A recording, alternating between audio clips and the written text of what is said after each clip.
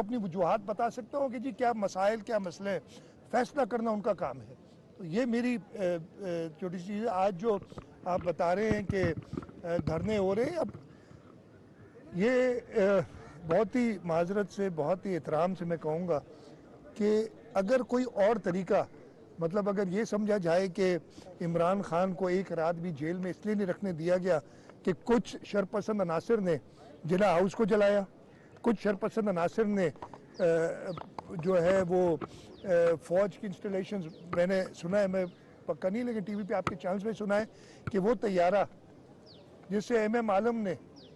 World record बनाया था कि 1 मिनट में 5 तैयारे भारतीय गिराए थे,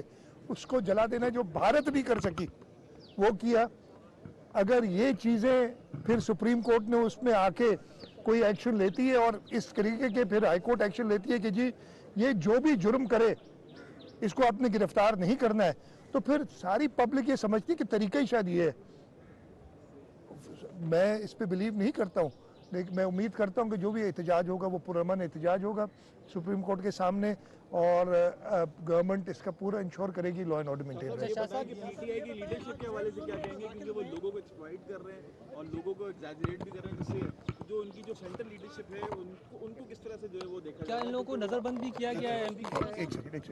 मैंने हैदराबाद में, सिंध के शहरों में अगर तुमने ये हरकतें नहीं छोड़ी तो तुम्हारा वहां पर जीना मुश्किल कर देगी। ये वार्निंग है हमारी। जनाबे स्पीकर, आप इसका नोटिस लें, क्योंकि एक मौजिज, 2 मौजिज रुकन के साथ शहर में किसी एक सड़क से गुजरते हुए फितना खान के चाहने वाले, मैं तो कहता हूं पता नहीं कौन लोग थे वो, पाकिस्तानी तो मुझे नहीं लगते थे, शायद अफगानी थे, कोई पढ़े लिखे भी लोग नहीं थे, नजर नहीं आता था, मुझे ऐसा लगता था जो अफगानी कचरा बुनने वाले होते हैं उस तरह के लोग थे, जिन्हें शायद सुना है कि पैसे दे के इस धंधे से लगाया गया है। तो आप नोटिस लें, वजीर दाखिला नोटिस लें, उनके खिलाफ सख्त एक्शन लिया जाए, मुकदमा भी दर्ज किया जाए। एक बात। और दूसरी बात, इस वक्त मुल्क में जो खेल खेला जा रहा है इस पर पूरी कौम को बड़ी तशवीश है। इस वक्त पूरी कौम को बड़ी तशवीश है कि जब 10 मई को 9 मई को फितना खान को गिरफ्तार किया गया एक ऐसे केस में, अलकादरी ट्रस्ट केस में, कि बिल्कुल जो जिसके पक्के शवाहिद मौजूद थे, उन शवाहिद की बुनियाद पर काफी अरसे से नैब कोशिश कर रही थी इस फितना खान को गिरफ्तार किया जाए, लेकिन वो हाथ नहीं आ रहा था।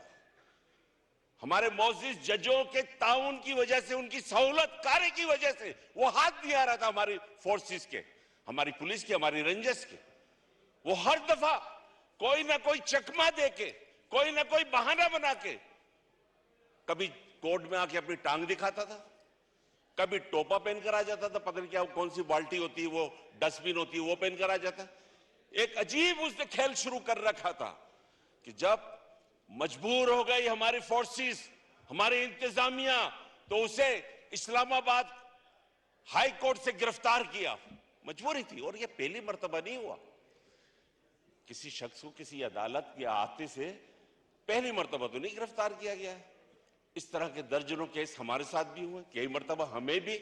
अदालत ने इस तरफ बेल मंसूख की और दूसरी तरफ पुलिस ने हमें गिरफ्तार कर ली। और हालिया वाकया हिदायत बलोच का इस सुप्रीम कोर्ट के सामने है, इस आला अदलिया के सामने है कि उसे भी अहाता अदालत से गिरफ्तार किया गया, लेकिन उसका कोई नोटिस नहीं दिया गया। हमारी बदकिस्मती देखिए, इस फितना खान को एक तो बड़ी मुश्किल से हमारी फोर्सेस ने गिरफ्तार किया, और उसके बाद अगले रोज चीफ जस्टिस पाकिस्तान, जिसे आज पूरी कौम चीफ जस्टिस कह रही है, उसने उसको तलब कर लिया। कैसे भाई? मर्सिडीज बेंज गाड़ी के जरिए उसको लाया जाए, सुप्रीम कोर्ट के गेट नंबर 1 से गुजारा जाए, यह प्रोटोकॉल दिया जाए, और जब वो कोर्ट में अदालत